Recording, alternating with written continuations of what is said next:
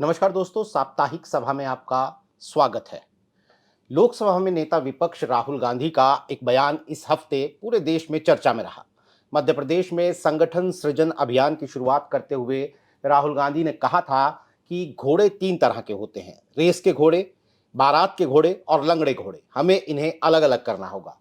और इससे आगे राहुल गांधी ने जो पार्टी की भीतरी गुटबाजी है उनकी, उस पर भी कड़ा संदेश देते हुए कहा कि लंगड़े घोड़े को छांटना है और उनसे कहना है कि बाकी लोगों को तंग करोगे तो कार्रवाई होगी।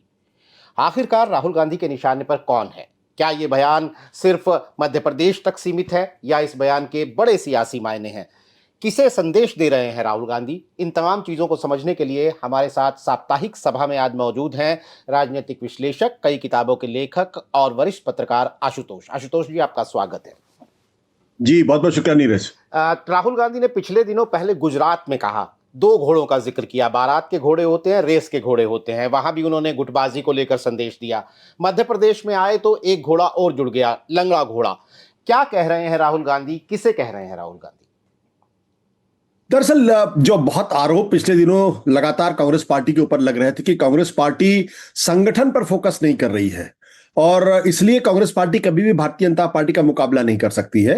अब दरअसल इसको डीमिस्टिफाई करने के लिए उन्होंने संगठन पर काम करना शुरू किया है और राहुल गांधी लगातार इन दिनों वो एक प्रदेश से दूसरे, दूसरे से तीसरे प्रदेश में जा रहे हैं। तो जब आप संगठन खड़ा कर रहे हैं तो जाहिर सी बात है आपको ऐसे घोड़ों की जरूरत है जो रेस में दौड़ सके और मजबूती के साथ दौड़ सकें, स्वस्थ रहें और जिनकी निष्ठा पर किसी तरीके का कोई प्रश्न चिन्ह ना हो। तो उस संदर्भ में राहुल गांधी को आज की तारीख में रेस के घोड़ों की जरूरत है और उनकी पहचान कैसे की जाए, किस तरीके से की जाए, ये उनके सामने एक बहुत बड़ा प्रश्न है।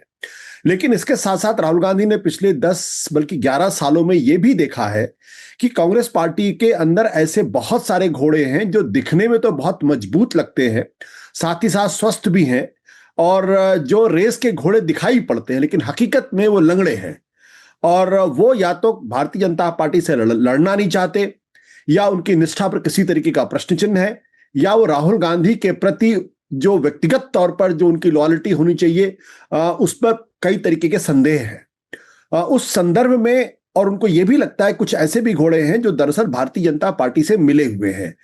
तो अगर आप भारतीय जनता पार्टी से लड़ रहे हैं और आपके मन में यह संशय है कि ये 10 लोग जो है वो भारतीय जनता पार्टी के साथ मिले हुए हैं, तो फिर आप कैसे संगठन मजबूत कर पाएंगे, कैसे आप भारतीय जनता पार्टी के खिलाफ कोई नैरेटिव बिल्ड कर पाएंगे और कैसे आप भारतीय जनता पार्टी से जमीनी लड़ाई लड़ पाएंगे।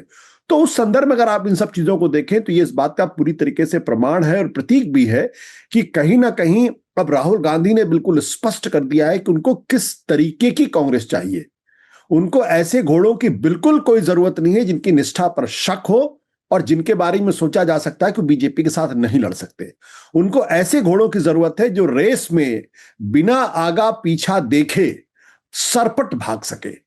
तो उस संदर्भ में अगर आप इन बयानों को देखेंगे तो मुझे लगता है कि ये एक सकारात्मक डेवलपमेंट है जो कांग्रेस पार्टी के लिए नुकसानदेह तो बिल्कुल नहीं है और इसका यह भी अर्थ है कि उन्होंने ऐसे घोड़ों की पहचान करनी शुरू कर दी है जो कांग्रेस पार्टी के लिए अंदरूनी कलह का कारण बनते हैं, जिनकी उपयोगिता खत्म हो चुकी है और जिनके ऊपर कार्यकर्ताओं का और पार्टी के वरिष्ठ नेताओं का कोई भरोसा नहीं बचा है। इसीलिए आपको अच्छी तरीके से याद होगा गुजरात में उन्होंने साफ तौर पर कहा था कि अगर ऐसे लोगों को निकालना भी पड़े तो भी हम निकालेंगे। अब एक बात उन्होंने गुटबाजी को लेकर कही कि अगर बाकी लोगों को वो परेशान करेंगे तो उनके खिलाफ कार्रवाई होगी। राहुल गांधी मध्य प्रदेश में चूंकि बोल रहे थे तो लोगों ने इसे दिग्विजय सिंह, कमलनाथ के साथ जोड़ दिया। लेकिन अगर वाकई गुटबाजी की बात, ये बात उन्होंने गुजरात में भी कही थी राहुल गांधी ने, तो राहुल गांधी अगर गुटबाजी की बात कर रहे हैं तो फिर तो कांग्रेस पार्टी का मनपसंद शगल है गुटबाजी। हरियाणा को ले लीजिए, राजस्थान को ले लीजिए, पंजाब को ले लीजिए, केरल को ले लीजिए। तो क्या कितने बड़े लेवल पे कार्रवाई करेंगे और कितना बड़ा बदलाव राहुल गांधी करेंगे? देखिए नीरज, सबसे पहले तो हमें यह समझना होगा कि दरअसल कांग्रेस पार्टी अपने आप में ऐतिहासिक तौर पर तमाम गुटों का एक संग्रह है। तमाम तरीके, आप आजादी की लड़ाई में भी अगर आप देखें तो कहीं समाजवादी एक तरफ थे, क्रांतिकारी लोग अलग थे, और उसमें कुछ हिंदुत्ववादी भी लोग थे और कुछ लोग सेकुलरवादी भी थे, कुछ गांधीवादी थे, कुछ नेहरूवादी थे, कुछ सुभाष चंद्र बोस के वादी थे, कुछ जेपी नारायण के साथ, जयप्रकाश नारायण के साथ थे। तो कांग्रेस हमेशा एक गुटों का एक गुच्छा कह सकते हैं या गुटों का संग्रह था।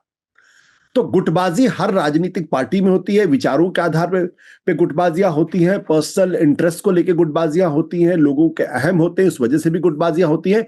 और कई बार गुटबाजियां दरअसल पार्टी को इनके इनर डायनामिक्स को लगातार अलर्ट और मजबूत करती हैं, क्योंकि उसका एक फायदा यह होता है कि आप किसी एक लीडर पर डिपेंडेंट नहीं होते, आपके पास हमेशा एक पैरेलल लीडरशिप होती है। लेकिन 2014 के बाद से जो राष्ट्रीय परिदृश्य है और उसमें जिस तरीके की भारतीय जनता पार्टी है, उसमें भारतीय जनता पार्टी में तमाम दिक्कतें हैं, लेकिन भारतीय जनता पार्टी में खुले तौर पर किसी तरीके की कोई गुटबाजी नहीं है। और गुटबाजी नहीं है, वो एक अनुशासित पार्टी है। तो लिहाजा आज की तारीख में कांग्रेस पार्टी गुटबाजियों के इस अंतर्द्वंद को बर्दाश्त करके नहीं चल सकती, और ना ही वो नरेंद्र मोदी और अमित शाह की भारतीय जनता पार्टी का मुकाबला कर सकती है। आपने मध्य प्रदेश का उदाहरण दिया, आपने गुजरात का भी उदाहरण दिया।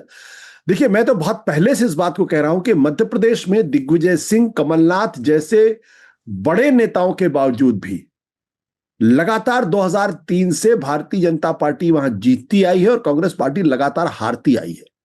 उसके पहले लगातार 10 साल तक दिग्विजय सिंह वहां के मुख्यमंत्री थे, लेकिन दिग्विजय सिंह का दूसरा कार्यकाल इतना खराब था कि वहां भारतीय जनता पार्टी के लिए रास्ता बहुत आसान हो गया। तो मेरा प्रश्न इसी बात को लेकर यह है कि अगर दिग्विजय सिंह और कमलनाथ जैसे बड़े नेताओं की मौजूदगी के बावजूद भी आप 2014 में लगभग सारी सीटें हार जाते हैं, 2019 में लोकसभा की सारी सीटें हार जाते हैं, 2024 में भी हार जाते हैं, तो फिर कमलनाथ और दिग्विजय सिंह की जरूरत क्यों है पार्टी को? फिर आप नई लीडरशिप वहां उसको आगे बढ़ाइए। और इन दोनों मठाधीशों की वजह से मध्य प्रदेश के अंदर नई लीडरशिप डेवलप हो ही नहीं पा रही। दोनों ने ऐसा अपने अपने कुनबे बना रखे, किसी या तो अपने परिवार के लोगों को आगे बढ़ा रहे हैं या अपने करीबी लोगों को आगे बढ़ा रहे हैं, किसी भी डायनेमिक लीडर को आगे नहीं बढ़ाते। तो मुझे लगता है कि अगर मध्य प्रदेश के अंदर कांग्रेस पार्टी को मजबूत होना, तो सबसे पहले उन्हें कमलनाथ और दिग्विजय सिंह के खिलाफ कार्रवाई करनी चाहिए। उसी तरीके से गुजरात में भी आप देख ले, 1996 के बाद से वहां कांग्रेस पार्टी पूरी तरीके से गायब है। तो वहां की वो इसलिए है क्योंकि आधे ऐसे हैं जो नरेंद्र मोदी के साथ खड़े रहते बीजेपी कांग्रेस में, लेकिन उनकी निष्ठाएं भारतीय जनता पार्टी के साथ है। और उनमें से काफी ऐसे भी जो एमएलए भी बन जाते हैं और एमपी भी बन जाते हैं, लेकिन काम वो बीजेपी के लिए करते हैं। तो फिर ऐसे नेताओं की जरूरत क्यों होनी चाहिए? और इसका बहुत बढ़िया उदाहरण तेलंगाना है, जहां कांग्रेस पार्टी ने बिल्कुल नया नेतृत्व आगे किया और जहां भारतीय जनता पार्टी एक बड़ी सशक्त पार्टी के तौर पर उभरने की संभावना जिसकी थी, वो तीसरे नंबर पर आ गई और कांग्रेस पार्टी अचानक वहां पर अपनी सरकार बनाती हुई दिखाई पड़ी। तो उस संदर्भ में अगर आप देखेंगे तो गुटबाजी हर पार्टी में होती है, लेकिन गुटबाजी अनुशासन को तोड़ते हुए निकल जाए, पैरेलल नेतृत्व ना खड़ा होने दे और पुराने नए लोगों को आगे ना आने दे, तो वैसे नेताओं को तो जड़ समेत उखाड़ के फेंक देना चाहिए और बिल्कुल नए तरीके से वहां बीज बोना चाहिए, नए तरीके से खाद। क्योंकि मध्य प्रदेश के अंदर कांग्रेस पार्टी के पास खोने के लिए कुछ है ही नहीं है, गुजरात में भी खोने के लिए कुछ नहीं है। तो अगर वो कमलनाथ और दिग्विजय सिंह को अगर पार्टी से बाहर भी कर देंगे तो भी पार्टी का कोई नुकसान होने वाला नहीं है। आप 0 सीटें पहले भी लाते रहे, फिर भी 0 ही सीट लेके आएंगे, ज्यादा से ज्यादा तो यही होगा ना जी। देखिए, हरियाणा का चुनाव भी था, जीता हुआ चुनाव था, हार की समीक्षा की तो सबसे बड़ी वजह जो है वो गुटबाजी नजर आती है, हुड्डा और शैलजा की गुटबाजी। राजस्थान का चुनाव हारे, सबसे बड़ा कारण सचिन पायलट और अशोक गहलोत की गुटबाजी नजर आती है। छत्तीसगढ़ हारे, सबसे बड़ा कारण टॉप नेताओं की गुटबाजी नजर आती है। पंजाब में अपनी सरकार थी, गुटबाजी की वजह से गंवा दी। तो यहाँ तो खाली अनुशासन तक बात नहीं, यहाँ तो नतीजे हैं ना, आपको सत्ता से बाहर किए जा रही है।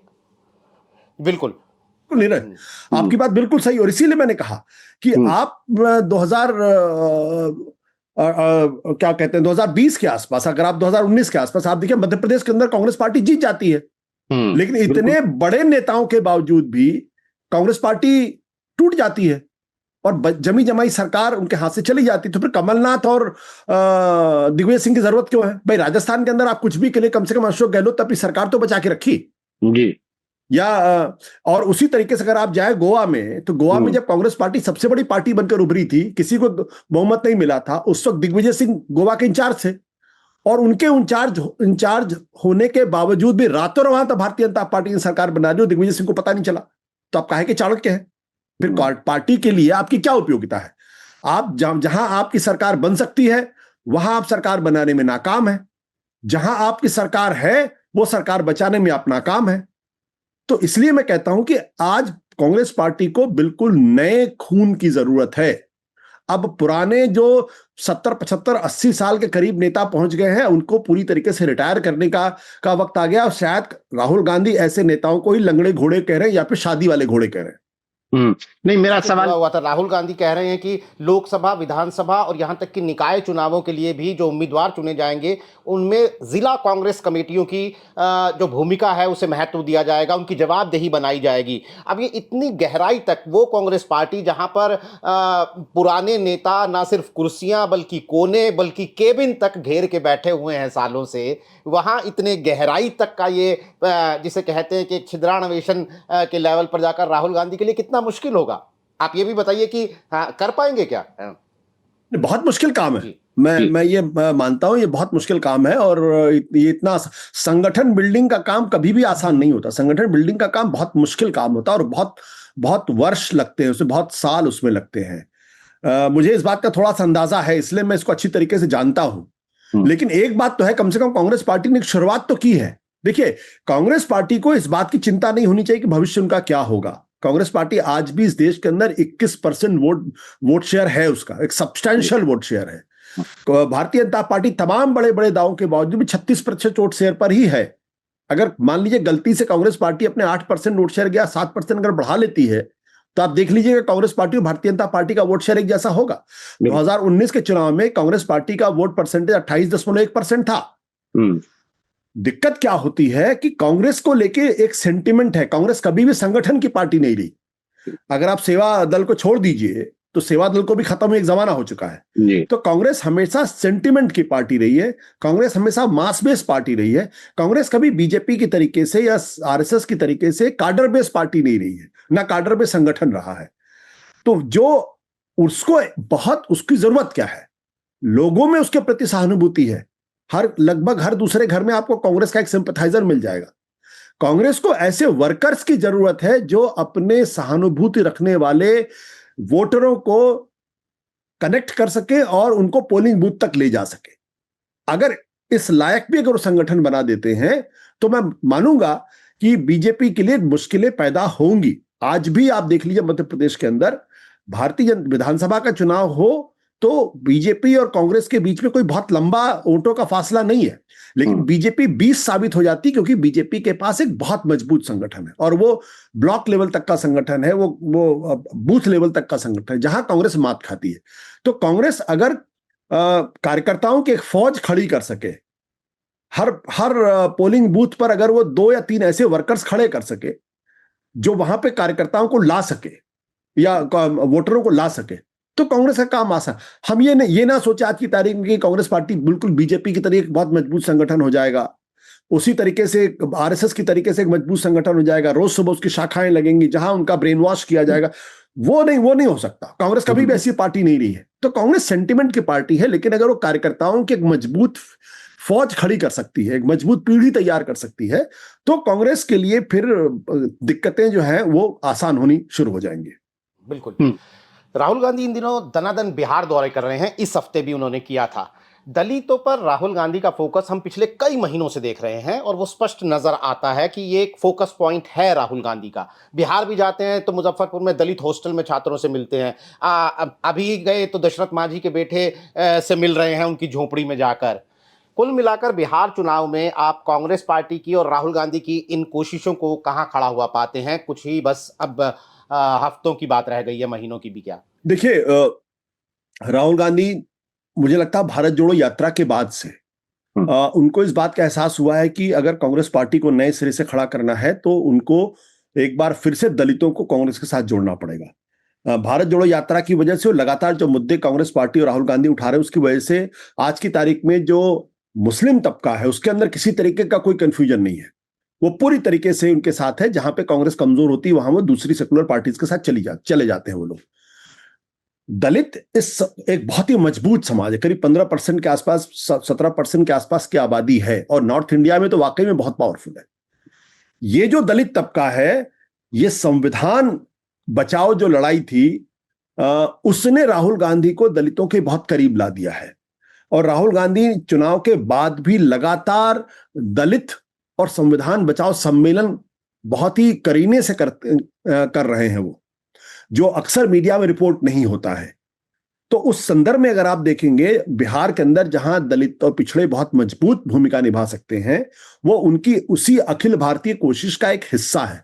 और चूंकि बिहार के अंदर अब चुनाव बहुत जल्द होने वाले हैं, इसलिए अगर वो दलितों के बीच में जा रहे हैं, उनको अपनी तरफ लाने की कोशिश कर रहे हैं या उनके बीच मैसेज दे रहे हैं, तो ये अच्छी बात है। और मुझे लगता है कि इसका स्वागत भी होना चाहिए और इसका नतीजा भी दिखाई पड़ेगा।